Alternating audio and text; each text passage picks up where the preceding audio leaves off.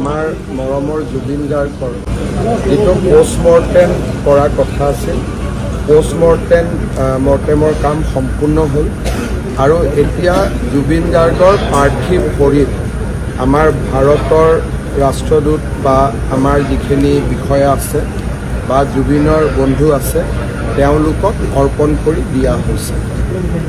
ইয়াৰ next ষ্টেপটো হ'ল তেখেতক আমি পাৰ্থিৱ শৰীৰক আমি দিল্লীলৈকে লৈ আহিম আৰু দিল্লীৰ পৰা এখন বিশেষ বিমান যোগে আমি তেখেতক গুৱাহাটীলৈকে লৈ আহিম। গুৱাহাটীত অহাৰ সময়টো আমি আপোনালোকক জনাম। গুৱাহাটীত আহিলে প্ৰথম পাৰ্থিৱ শৰীৰ জুবিনৰ ঘৰলৈকে আহিব। সেইখিনি সময়ত আমি বিচাৰিম যাতে কোনো ৰাইজ তাতে নাথাকে, কাৰণ জুবিনৰ পৰিয়ালটোৱে একান্তভাৱে অলপ সময় কটোৱাৰ সেইটোৱে শেষ সময়। কাৰণ এবাৰ সৰু সজাইত অহাৰ পিছত পৰিয়ালে জুবিনৰ লগত সময় কটাব নোৱাৰিব। গতিকে জুবিনৰ পৰিয়ালে আমাৰ পৰা বিচাৰিছে যে জুবিনৰ পাৰ্থিৱ শৰীৰ জুবিনৰ ঘৰলৈকে আহক আৰু জুবিনৰ 85 বছৰীয়া পিতৃক বা আন পৰিয়ালৰ যিখিনি পৰিয়ালৰ লোক তেওঁলোকে যাতে অলপ নিবিড় মুহূৰ্ত তাতে কটাব পাৰে। তাতে 1 ঘণ্টা সময় থাকিব আৰু সেইখিনি সময়ত আমাক বেয়া পাব নালাগে। আৰক্ষীয়ে আমি কৈছোঁ যাতে জুবিনৰ পৰিয়ালে জুবিনৰ লগত অন্তৰংগ সময় অলপ কটোৱাৰ পৰিৱেশ এটা যাতে সৃষ্টি কৰি দিয়ে। তাৰপিছত আমি সৰু সজাইলৈকে তেখেতক লৈ আহিম আৰু আমাৰ ইণ্ডোৰ ষ্টেডিয়ামৰ সন্মুখৰ যিখিনি জেগা আছে তাতে আমি জুবিনৰ পাৰ্থিৱ শৰীৰ ৰাখিম। যদি বহুত বেছি বৰষুণ আদি হয় তেতিয়াহ'লে কণ্টিজেঞ্চি হিচাপে এই জেগাটো আমি ৰাখি থৈ দিম, কিন্তু এইটো বিকল্প। তাতে আমাৰ ব্যৱস্থা হ'ব। তাৰ পিছফালে জুবিনৰ পৰিয়ালে থাকিব পৰা অলপমান ব্যৱস্থা কৰি দিয়া হ'ব। একেবাৰে নিকট বা খুব আত্মীয় মানুহখিনি অলপ চকীত বহিব পৰা ব্যৱস্থা কৰি দিয়া হ'ব। আমাৰ য'ত হেলিপেড আছে, যিসকল ৰাইজে অলপ বেছি দেৰি থাকিব খোজে সেই জেগাটো আমি ডেভেলপ কৰিম।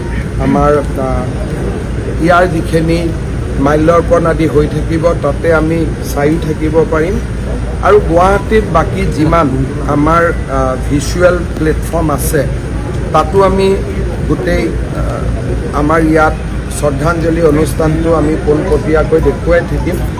আমি জানো যে আমাৰ ইয়াৰ টেলিভিশ্যন সকলেও দেখুৱাই থাকিব।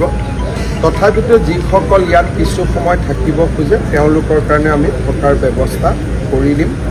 আমি এনাফ টয়লেটছ আদিৰো ব্যৱস্থা কৰিম, খোৱা পানীৰো ব্যৱস্থা কৰিম আৰু অহাকালি আমি এইটো চিন্তা কৰিছোঁ যে নেশ্যনেল হাইৱেত আমি ট্ৰাকছ আদি সোমাব নিদিম। বাইহাটা চাৰিআলিত তেওঁলোক যাবগৈ, যাতে ইয়াত থকা পাৰ্কিং লটছখিনি আমি ল'ব পাৰোঁ, কাৰণ অসমৰ বিভিন্ন জেগাৰ পৰা মানুহ আহিব। আৰু অহাকালি ৰবিবাৰ আছে, অহাকালি বন্ধ দিয়াৰ কোনো প্ৰাসংগিকতা নাই, কিন্তু যিদিনাখন জুবিনৰ অন্তিম সংস্কাৰ হ'ব সিদিনাখন আমি বিদ্যালয় মহাবিদ্যালয় আদি নিশ্চিতভাৱে আমি বন্ধ দিম। এতিয়ালৈকে এইখিনি ব্যৱস্থা আমি কৰিছোঁ। মই আশা কৰিছোঁ যে কালি নিচেই পুৱাতে 6 বাজি বা 7 বাজি নিচেই পুৱাতে আমি জুবিনক গুৱাহাটীত পাম।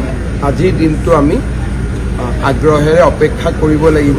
মই চেষ্টা কৰিছিলোঁ আজি আনিবৰ কাৰণে, ছিংগাপুৰৰ কৰ্তৃপক্ষকো কৈছিলোঁ যে পোষ্টমৰ্টেম নকৰাকৈ পঠিয়াবৰ কাৰণে, কিন্তু অসমত যিহেতু তদন্তৰ কথা এটা আহিলে বা এজাহাৰ আদিও আহিলে তাৰ পৰিপ্ৰেক্ষিতত আমি পোষ্টমৰ্টেমটোক খুব বেছি না কৰিবৰ কাৰণে আমি সুবিধা নাপালোঁ, কাৰণ ছিংগাপুৰ কৰ্তৃপক্ষ অলপ সচেতন হৈ গ'ল। ইয়াৰ ফিডবেকখিনি তেওঁলোকেও পায়।